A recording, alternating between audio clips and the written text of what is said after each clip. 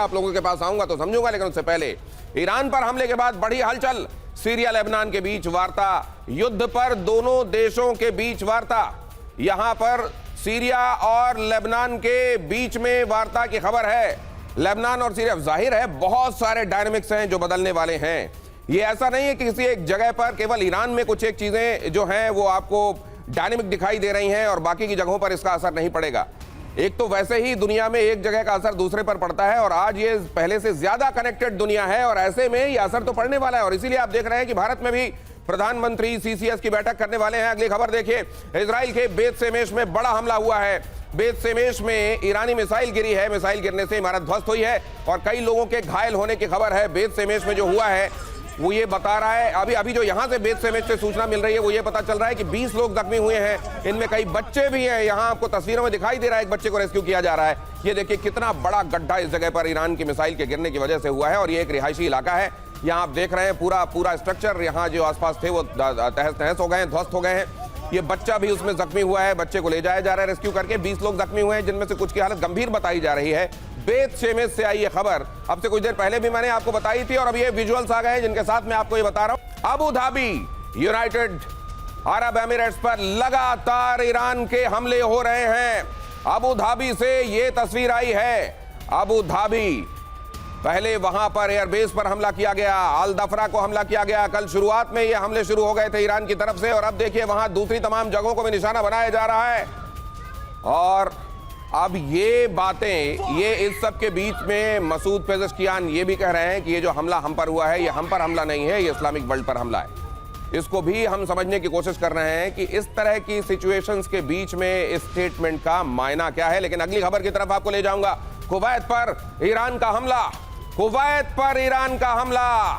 Kuwait में आरफजान airbase, Kuwait में भी हमला बोला गया। यहां पर देखिए ईरान ने मिसाइल हमला किया, कुवैत ने गिराई ईरानी मिसाइल। यहां ईरानी मिसाइल को इंटरसेप्ट करके गिराए जाने की तस्वीरें आप देख रहे हैं। देखिए कैसे उसको इंटरसेप्ट किया गया है और ये देखिए एक जलती सुलगती हुई, पूरी तरह जलती हुई मिसाइल यूं फिर नीचे गिरती है। हालांकि जाहिर है जहां पर ये गिरी है उस एक जगह पर कुछ एक क्रेटर गड्ढा तो जरूर इसने बनाया होगा, लेकिन जिस टारगेट को लेकर ये चली उस टारगेट को हिट करने में नाकामयाब रही, लेकिन क्योंकि इसको पहले ही वहां के एयर डिफेंस ने इंटरसेप्ट किया और हवा में ही ध्वस्त कर दिया। और अब एक अगला पर्सपेक्टिव, एक महत्वपूर्ण पर्सपेक्टिव आपकी तरफ लेकर आ रहा हूं और उसके बाद चलेंगे मेहमानों की तरफ। ईरान की टॉप लीडरशिप का अंत, कौन कौन मारा गया, ये देखिए किस तरीके से कहर बर्पा साबित हुए हैं पिछले 30 घंटे ईरान के ऊपर और ईरान की लीडरशिप के ऊपर। अली खामनेई सुप्रीम लीडर, कहा तो ये भी जा रहा है अली खामनेई का बीच में पता नहीं चल रहा था, वरना पिछले सैटरडे ही ये हो सकता है कि ये हमला हो गया होता। और हमारे बीच में जो मेहमान बैठे हुए हैं उनमें से एक प्रोफेसर अमिताभ तो कह भी चुके थे कि पिछले सैटरडे को ही लग रहा था ये हमला हो जाएगा, लेकिन हो सकता है तब तक खामनेई के एग्जैक्ट वेयरअबाउट्स पता ना हो। मुस्तफा खामनेई, अली खामनेई के बेटे, वो भी इसमें मारे गए हैं। मुस्तफा खामनेई के मारे जाने की भी खबर है।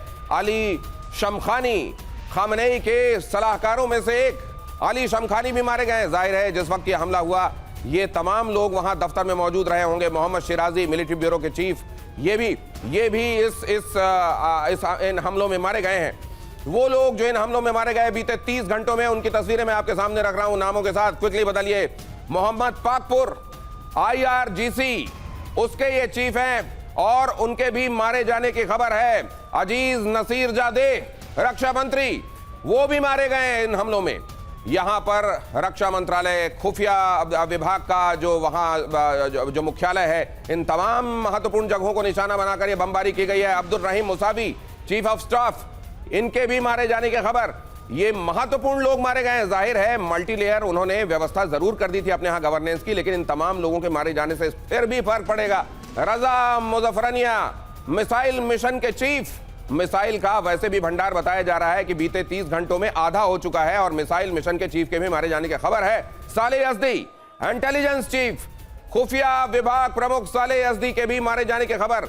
हसन जबल अमिलियान, जिनके चेहरे दुनिया के पास अभी नहीं है, जिनके चेहरे अभी दुनिया ने जाने नहीं है, केवल नामों से ही उनको जाना जा रहा है। जाहिर है उसकी जगह पर आपको केवल अक्स दिखाई दे रहा है, चेहरा नहीं दिखाई दे रहा है। हुसैन जबल अमिलियान भी उनमें से एक, SPEND के चेयरमैन है। ये ईरान की टॉप लीडरशिप में वो महत्वपूर्ण चेहरे जो बीते 30 घंटों में मारे गए हैं आपके सामने यहाँ हमने रखा है। और जाहिर है ये कहा जा रहा है कि व्यवस्थाएं इसको प्रीएम्प्ट करते हुए की गई हैं।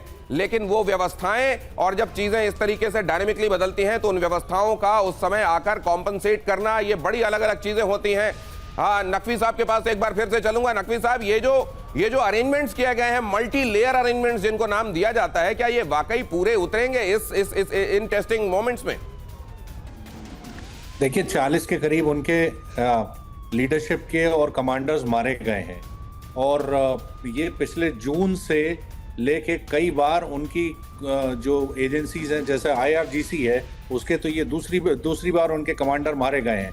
अब इनका रिप्लेसमेंट कितनी जल्दी हो सकता है ये तो आगे देखना पड़ेगा, बट ऐसा लगता है जिस तरीके से ईरान अभी तक जवाबी हमला कर रहा है, ऐसा लग रहा है कि थोड़ा बहुत उनका कमांड और कंट्रोल स्ट्रक्चर इंटैक्ट है, बट आगे कब तक रहेगा ये हमें देखना पड़ेगा अगले 24 और 48 घंटों में।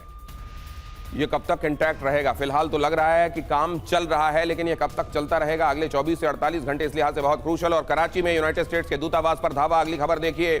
कराची भी चले आइए जरा। और जब हम आपको कराची की तरफ लेकर आ रहे हैं, ऐसा नहीं है कि बहुत ज्यादा दूरी है ईरान से इस हिस्से की। यहाँ पर यूनाइटेड स्टेट्स के दफ्तर पर धावा बोला गया, अमेरिकी काउंसलेट में आग लगा दी गई है। यहाँ पर आपको दिखाई दे रहा है कराची में गुस्साई भीड़ ने धावा बोला, 32 ईरान समर्थकों को मारी गोली। गोलीबारी में 10 से ज्यादा लोगों की मौत हुई है। तो आने वाले दिनों में अमेरिका को इस तरह के गुस्से का सामना भी करना पड़ सकता है, जहां अलग अलग जगहों पर उसके प्रतिष्ठानों पर हमला बोला जा सकता है। हालांकि ये बात जाहिर है यूनाइटेड स्टेट्स में भी इस तरह के अटैक के पहले ये सारी बारीकियां इन पर काम हुआ होगा, सोचा गया होगा कि ऐसी स्थिति में क्या हो सकता है, क्या किया जा सकता है।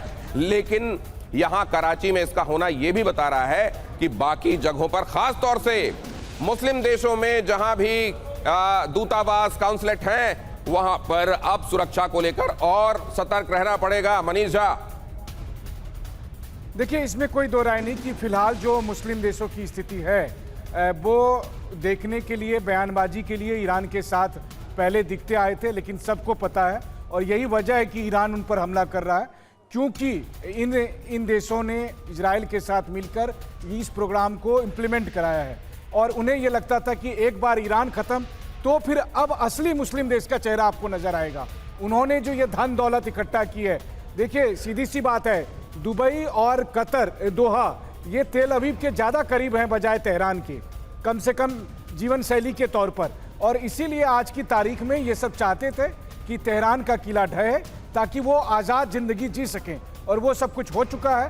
लेकिन हाँ, अभी वो चाहेंगे कि एक अपील की जाए तेहरान के साथ, जो वो करने वाले भी हैं और कर भी रहे हैं। तो मतलब आप ये इशारा कर रहे हैं कि समूचे मुस्लिम वर्ल्ड में कम से कम एक जो बड़ा तबका है वो अपने आप को ट्रांसफॉर्म्ड तरीके से देखना चाहता है। अब वो उन परंपराओं का हिस्सा नहीं होना चाहता, उस ट्रैक में नहीं चलना चाहता जिसको असल में ये माना गया कि शरिया के हिसाब से ऐसा किया जाना जायज होगा। देखिए, दुनिया की सबसे अधिक धन दौलत ऐश्वर्य इस वक्त उन्हीं मुस्लिम देशों के पास है और वो इसको लेकर जीना चाहते हैं। और वो किसी शरिया को, उन्होंने शरिया कानून का पालन करने वाले मुसलमानों को यूरोप भेज दिया है, अमेरिका भेज दिया है, ताकि वो शरिया वाले देश बने। और ये नया लास वेगास और शिकागो बनना चाहते हैं। और तेहरान इनके रास्ते में एक बाधा था, जो इजराइल की और अमेरिका की मदद से उन्होंने आज सॉर्ट आउट कर दिया है।